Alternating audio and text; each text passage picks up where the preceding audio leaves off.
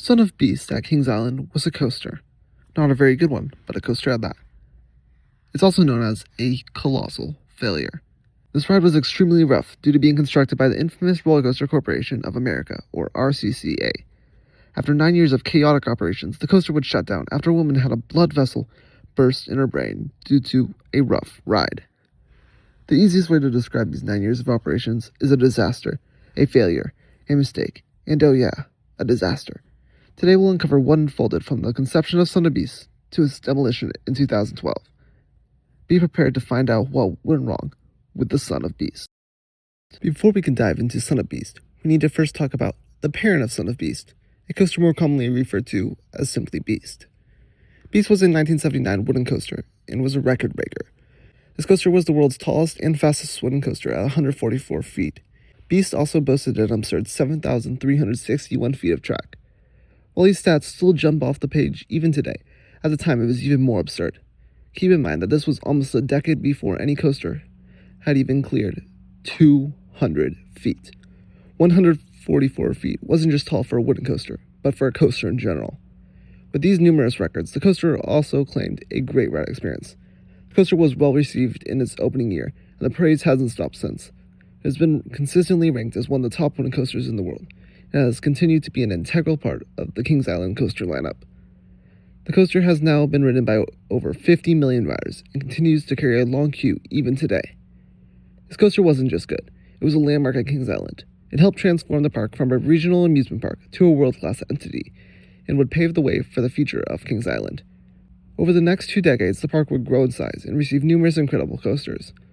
With these coasters, the park continued its success. So at the closing of the 20th century, Kings Island would attempt to continue the success which they had seen in the 90s.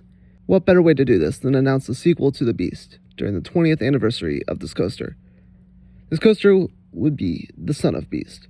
Son of Beast was a crazy coaster, even by modern standards.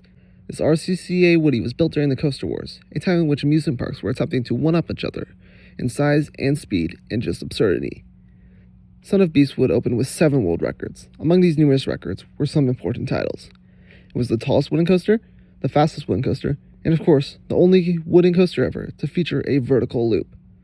Son of Beast was 214 feet tall, 7,032 feet long, and 78.4 miles per hour, and it featured one inversion, a vertical loop. This coaster sounded incredible.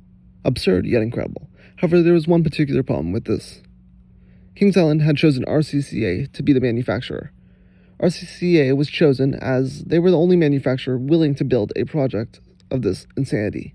The thing is, RCCA was not a reputable company. During the construction of another one of their projects, the 1992 Rattler, they cut costs and rushed the construction process. The result was a cheaper price and money saved. However, the coaster was a rough mess. Rattler was the tallest and fastest wooden coaster. However, despite these records, the ride was criticized. Many riders also reported back and neck injuries due to the questionable nature of this ride.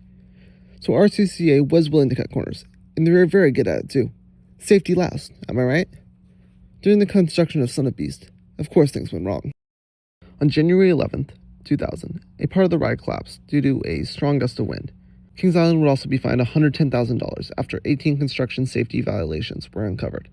11 of these violations were considered serious in nature. Kings Island also lacked a competent person to perform inspections on the job site. Keep in mind that this coaster was going to open in 3 months. RCCA would also be fired mid-construction due to the numerous faults, leaving Kings Island to be forced to finish what they had started. And let me just say, it was not pretty. Quite ugly, in fact. However, despite these major mistakes and problems, the coaster would still open on April 28, 2000, only 14 days late. While Son of Beast was initially well received when it opened, things would quickly take a turn for the worse. And when I say quickly, I mean very quickly.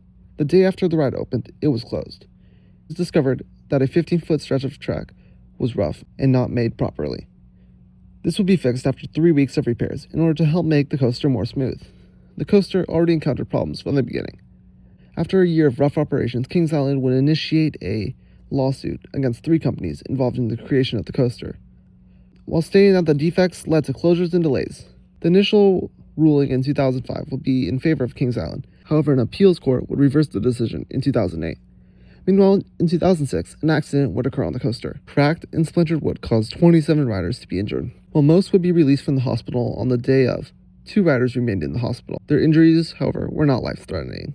An investigation would reveal that timbers were cracked and splintered during a downward hill, which caused the dangerous jolt, injuring the riders. This would prompt the closure of the coaster for the rest of the 2006 season.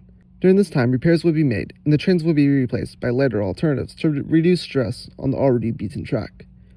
These new lighter trains, however, were not able to complete the ride's signature vertical loop, which prompted the removal of this infamous element.